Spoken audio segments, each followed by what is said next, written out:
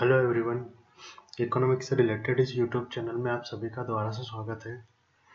Last video में हमने देखा था कि सैमुअलसन ने जो इकोनॉमिक्स की जो सामग्री बताई थी, उन्होंने आर्थिक क्रिया, आर्थिक प्रणाली तथा आर्थिक नीतियों से संबंधित बताई थी। आज के इस वीडियो में हम जो सैमुअलसन ने जो इसकी विषय सामग्री बताई है, इसका डिटेल से अध्ययन करेंगे। सैमुअलसन ने जो बताया था आर्थिक क्रियाएं हैं, आर्थिक क्रियाओं को इन्होंने दो पार्ट्स में डिवाइड करा। जो पहला है वो है आर्थिक क्रियाओं के प्रकार और दूसरा है आर्थिक क्रियाओं के उद्देश्य। तो एक मिनट हाइलाइटर यूज कर लेते हैं। पहला तो जो इन्होंने बताया है कि जो अर्थशास्त्र की विशेष सामग्री का संबंध आर्थिक क्रियाओं के अध्ययन से है, और ये आर्थिक क्रियाओं को उन्होंने दो भागों में बांटा। पहला है आर्थिक क्रियाओं के प्रकार और दूसरा है आर्थिक क्रियाओं के उद्देश्य। ये येलो में येलो ही मिल गया, अब इसको एक बार बॉल पेन लेते हैं। आर्थिक क्रियाओं के प्रकार और आर्थिक क्रियाओं के उद्देश्य। अब आर्थिक क्रियाओं के जो प्रकार है, इसमें भी इन्होंने कहा है कि जो आर्थिक क्रियाओं के प्रकार को इन्होंने तीन भागों में बांटा: उपभोग, उत्पादन और विनिमय। तो सबसे पहले अगर हम उपभोग के बारे में देखें तो उपभोग को जब हम एक एग्जाम्पल के द्वारा समझते हैं, हम बाजार गए, बाजार से हमने कोई भी वस्तु उस हिसाब से खरीदी कि उसको हम खुद खर्च करेंगे, ना कि उसको हम आगे बेचेंगे। मतलब कोई भी ऐसी वस्तु जिसको हम स्वयं उपभोग कर रहे हैं या स्वयं खुद के लिए खर्च कर रहे हैं, वह उपभोग कहलाती है या कंजप्शन कहलाता है। अगर हम कंजप्शन या उपभोग की डेफिनेशन देना चाहें तो हम इस तरीके से दे सकते हैं कि उपभोग वह आर्थिक क्रिया है जिसका संबंध आवश्यकताओं की प्रत्यक्ष संतुष्टि के लिए वस्तुओं तथा सेवाओं की उपयोगिता का प्रयोग करने से है।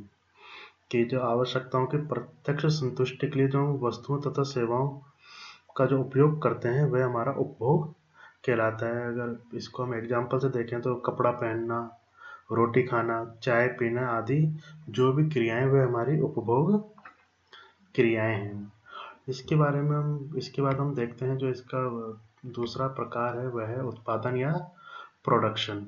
उत्पादन या प्रोडक्शन से आपको समझ में आ रहा होगा कि फैक्ट्री के द्वारा जो भी उत्पादन किया जा रहा है, फैक्ट्री जो भी चीज़ प्रोड्यूस कर रही है, वह इसके अंदर आती है। अगर डेफिनेशन के रूप में देखें तो हम कह सकते हैं कि उत्पादन वह आर्थिक क्रिया है, जिसका संबंध वस्तुओं तथा सेवाओं की उपयोगिता से है। वस्तुओं सेवाओं की उपयोगिता से है। जैसे हम एग्जांपल दें, चीनी हुआ, मैदा हुआ, इन सबको हम लेबर की सहायता से, चीनी और मैदा से हम क्या बनाते हैं, बिस्कुट का उत्पादन करते हैं। नदी के किनारे बालू रेत को अगर हम शहर में ले जा रहे हैं, जहाँ उसकी उपयोगिता भी है और उत्पादन भी है, मतलब किसी भी चीज़ का उत्पादन करना, वो हम इसमें शामिल करते हैं। और इसके अंदर हम 5 चीज़ों के अध्ययन करते हैं। पहला है भूमि, दूसरा है श्रम, तीसरा है पूंजी, चौथा है उद्यमी और पांचवा है संगठन। इसके बारे में आप बिल्कुल याद कर लीजिएगा कि कई बार पूछ लेते हैं उत्पादन के साधनों के बारे में बताइए। तो हमारे उत्पादन के 5 साधन होते हैं। इन साधनों को मिलकर ही हम किसी वस्तु का उत्पादन कर पाते हैं। सबसे पहले हम देखते हैं भूमि के बारे में। मान लो हमें कोई फैक्ट्री लगानी है और कुछ करनी है, तो सबसे पहले हमें किसकी आवश्यकता पड़ेगी, भूमि या लैंड की। बिना भूमि के हम किसी भी चीज़ का उत्पादन नहीं कर सकते। मान लीजिए हमने फैक्ट्री उत्पादन के लिए कहीं पे भूमि ले ली, फैक्ट्री खड़ी भी कर दी, हमने फैक्ट्री का एक ढांचा तैयार कर दिया, तो उसको चलाने के लिए हमें क्या चाहिए, श्रम। तो जो उत्पादन का दूसरा साधन है वो क्या कहलाता है, श्रम, या फिर इसको ही हम लेबर कहते हैं इंग्लिश में। कि बिना लेबर के कोई भी फैक्ट्री में काम नहीं हो सकता, उत्पादन नहीं हो सकता। जो उत्पादन का जो दूसरा महत्वपूर्ण वो कारक है, वह क्या है, श्रम या लेबर। तीसरा आता है इसमें पूंजी या कैपिटल। किसी भी चीज़ में चलाने के लिए हमें सबसे ज़्यादा क्या ज़रूरत पड़ती है, पैसे की। फैक्ट्री में अगर हम कोई भी मशीनें लाएंगे या और कुछ करेंगे, तो उसके लिए हमें किसकी आवश्यकता पड़ेगी, पूंजी की।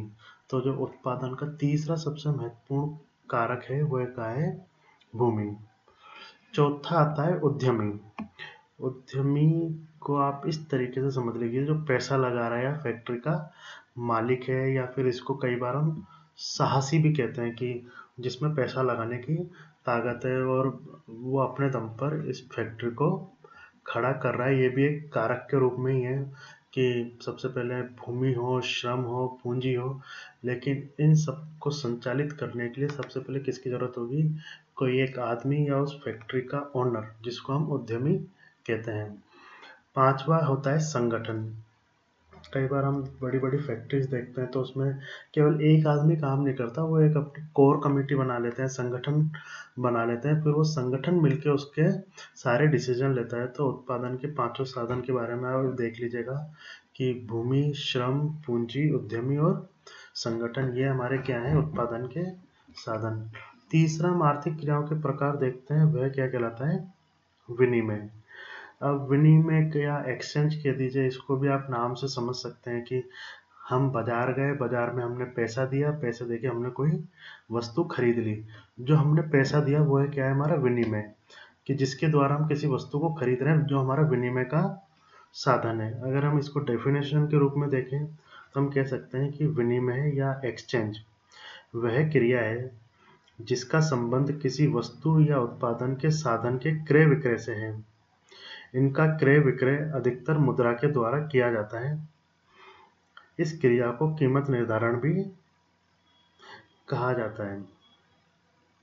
कीमत निर्धारण के या विनिमय कीमत निर्धारण, इसके दो भागों में बांटा जा सकता है। पहला है इसका वस्तु कीमत निर्धारण और दूसरा है साधन कीमत निर्धारण। अगर वस्तु कीमत निर्धारण के बारे में अगर हम देखते हैं तो इसका संबंध बाजार की विभिन्न दशाओं से होता है, जैसे पूर्ण प्रतियोगिता, एकाधिकार, अपूर्ण प्रतियोगिता। इनमें किसी वस्तु की कीमत का निर्धारण किस तरीके से किया जाता है। अब जो हमने पूर्ण प्रतियोगिता, एकाधिकार या अपूर्ण प्रतियोगिता की बात करी है, ये हम आने वाले नेक्स्ट चैप्टर में डिसाइड करेंगे कि ये होता क्या है। मेनली आप ये समझ लीजिए, वस्तु कीमत निर्धारण का जो मतलब है कि वस्तुओं में कीमत का निर्धारण किस तरीके से किया जाता है। फिर हम देखते हैं साधन कीमत निर्धारण, की जो साधन है, जो भी हमारे उत्पादन के साधन है, कि उनकी कीमत का निर्धारण किस तरीके से किया जाता है। जैसे कि हमने देखा था कि ये जो उत्पादन के साधन है क्या है?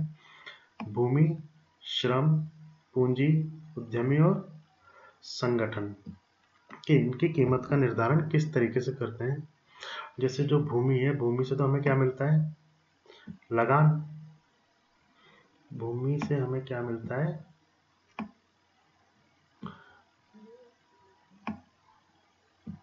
एक तो लिखा हो नहीं जाता। भूमि से तो हमें क्या मिलता है? लगान। आप लगान मूवी देखी होगी, लगान, लगान की हम बात करते हैं। तो आप याद रखना, भूमि से तो क्या मिलता है? लगान मिलता है। श्रम को क्या मिलती है? मजदूरी। किसी भी श्रम को कार्य करने के बदले क्या मिलती है? मजदूरी। पूंजी से हमें क्या मिलता है? ब्याज। उद्यमी तो हमारा साहसी है ही, बेचारा ये रिस्क ले रहा है। तो आप याद रखना है, भूमि से लगान मिल रहा है, श्रम से हमें, मतलब श्रम को हम, मतलब जो इनकी कीमत का निर्धारण है, भूमि का लगान के रूप में होता है, श्रम का मजदूरी के रूप में होता है, पूंजी का ब्याज के रूप में होता है। तो ये साधनों की कीमत का निर्धारण होता है। और जो उद्यमी है, जो भी हमारा साहसी है, उसको किसके प्राप्त रूप में मिलता है? लाभ के रूप में। जो भी उसको प्रॉफिट होता है वो उद्यमी रखता है। ठीक है, तो आप देख लीजिएगा, साधन कीमत निर्धारण, वस्तु कीमत निर्धारण, जो हमारे साधन है उनकी कीमतों का निर्धारण इसमें किया जाता है। इसके बाद में हम देखते हैं आर्थिक क्रियाओं के उद्देश्य। आर्थिक क्रियाओं के प्रकार हमने देख लिए, उपभोग, उत्पादन, विनिमय। अब हम इसके क्या देखते हैं? उद्देश्य। आर्थिक क्रियाओं के जो उद्देश्य हैं, कि जो हमारे रेगनर फरिश्त थे, इन्होंने आर्थिक क्रियाओं के दो उद्देश्य बताए। पहला, साधनों का उचित बंटवारा, और दूसरा है साधनों का पूर्ण उपयोग, कि जो साधनों का जो बंटवारा है किस तरीके से किया जाए। और जो दूसरा है साधनों का पूर्ण उपयोग। जो बंटवारा तो चलो हमने कर दिया, फिर उन साधनों का हमें पूर्णतः उपयोग भी करना है, वो इसमें अध्ययन इसका किया जाता है। तो जो है साधनों का जो उचित बंटवारा है, उसका अध्ययन हम व्यष्टि अर्थशास्त्र में करते हैं, तथा साधनों का जो पूर्ण उपयोग का अध्ययन है उसका हम समष्टि अर्थशास्त्र में अध्ययन करते हैं। हम थोड़ा सा देख लेते हैं व्यष्टि अर्थशास्त्र के बारे में। वैसे तो हम इसको नेक्स्ट चैप्टर में भी डिसाइड कर लेंगे व्यष्टि और समष्टि को। यहाँ एक थोड़ा सा इसके बारे में समझ लेते हैं। व्यष्टि अर्थशास्त्र के अंतर्गत केवल एक इकाई का अध्ययन किया जाता है, छोटे रूप में, छोटे समूह में। जैसे अगर हम एक घर का अध्ययन कर रहे हैं, एक आदमी का अध्ययन कर रहे हैं, तो उसमें हम व्यष्टि अर्थशास्त्र में इसका अध्ययन किया जाता है। जैसे कि एक उपभोक्ता किसी वस्तु की मांग, जैसे कि एक उपभोक्ता की मांग कर लो या एक बाजार की मांग कर लीजिए। और इसके अंदर जो हम व्यष्टि अर्थशास्त्र में हम सबसे पहले तो डिमांड थ्योरी या मांग के सिद्धांत का अध्ययन करते हैं, उत्पादन के सिद्धांत का अध्ययन करते हैं, उत्पादन फलन का करते हैं, कीमत निर्धारण का करते हैं, साधन कीमत निर्धारण का अध्ययन करते हैं और आर्थिक कल्याण का अध्ययन करते हैं। ये व्यष्टि अर्थशास्त्र की कुछ विषय सामग्री है कि मांग का सिद्धांत, उत्पादन फलन, कीमत निर्धारण, साधन कीमत निर्धारण और इकोनॉमिक वेलफेयर, इसका इसमें अध्ययन किया जाता है। हमने देखा कि जो व्यष्टि अर्थशास्त्र उसमें तो एक छोटे समूह का अध्ययन किया जाता है, जबकि जो समष्टि अर्थशास्त्र है इसमें एक बड़े रूप में अध्ययन किया जाता है। जैसे कि पूरी इकोनॉमी का अध्ययन करना वो समष्टि अर्थशास्त्र में किया जाता है, या सामूहिक रूप से इसमें अध्ययन किया जाता है। जो इसकी विशेष सामग्री है समष्टि अर्थशास्त्र की वह है, इसके अंदर हम राष्ट्रीय आय, पूर्ण रोजगार, कीमत स्तर, मंदी, अंतर्राष्ट्रीय व्यापार, पब्लिक फाइनेंस, मनी, बैंकिंग संस्थाएं, इकोनॉमिक ग्रोथ, व्यापार चक्र, राष्ट्रीय आय के सामूहिक वितरण, इन सभी का मैक्रो इकोनॉमिक्स में अध्ययन करते हैं। तो आज के इस वीडियो में हमने देखा कि जो सैमुअलसन ने जो आर्थिक क्रियाओं की बात की थी, उसमें देखा कि आर्थिक क्रियाएं दो प्रकार की हैं। पहला तो आर्थिक क्रियाओं के प्रकार और आर्थिक क्रियाओं के उद्देश्य, हम इन दोनों की बात करते हैं। आर्थिक क्रियाओं के प्रकार में हम उपभोग, उत्पादन और विनिमय की बात करते हैं। उपभोग कि जब हम किसी वस्तु का कोई भी उपभोग कर रहे हैं, बाजार से लाए और स्वयं के लिए खर्च कर रहे हैं, वो उपभोग कहलाता है। उत्पादन में हमने देखा कि उत्पादन के 5 साधन होते हैं: भूमि, श्रम, पूंजी, उद्यमी और संगठन। फिर हमने देखा विनिमय कि किसी भी चीज का विनिमय हम करते हैं या जिसके द्वारा विनिमय किया जाता है वह विनिमय, जैसे मुद्रा। फिर इसमें हमने देखा कि वस्तु कीमत निर्धारण और साधन कीमत निर्धारण। वस्तु की जो कीमत का निर्धारण है वो वस्तु कीमत निर्धारण में किया जाता है। और साधन, यहाँ साधन का क्या है, उत्पादन के साधन, कि उत्पादन के साधनों का कीमत का निर्धारण इसमें किया जाता है। जैसे कि भूमि का किया जाता है लगान के रूप में, श्रम का मजदूरी के रूप में भुगतान किया जाता है, पूंजी का ब्याज के रूप में किया जाता है और उद्यमी का लाभ के द्वारा किया जाता है। फिर हमने देखा कि आर्थिक क्रियाओं के उद्देश्य को भी दो पार्ट में बांटा है: साधनों का उचित बंटवारा और साधनों का पूर्ण उपयोग। जो साधनों का उचित बंटवारा है उसका संबंध व्यष्टि अर्थशास्त्र से है, और साधनों का पूर्ण उपयोग का अध्ययन हम समष्टि अर्थशास्त्र के अंदर करते हैं। और व्यष्टि अर्थशास्त्र में हमने देखा कि इसका जो विषय क्षेत्र है वो एक बिल्कुल छोटा होता है, या एक लघु स्तर पर जब हम किसी चीज का अध्ययन करते हैं तो व्यष्टि अर्थशास्त्र में आता है, और एक बड़े स्तर पर हम किसी चीज का अध्ययन कर रहे हैं तो उसका हम समष्टि अर्थशास्त्र के अंतर्गत अध्ययन करते हैं। आज के वीडियो में के लिए इतना ही काफ़ी है। आप इसको पढ़ लेना, समझ लेना। कोई दिक्कत आए तो आप पूछ लीजिएगा। Thank you.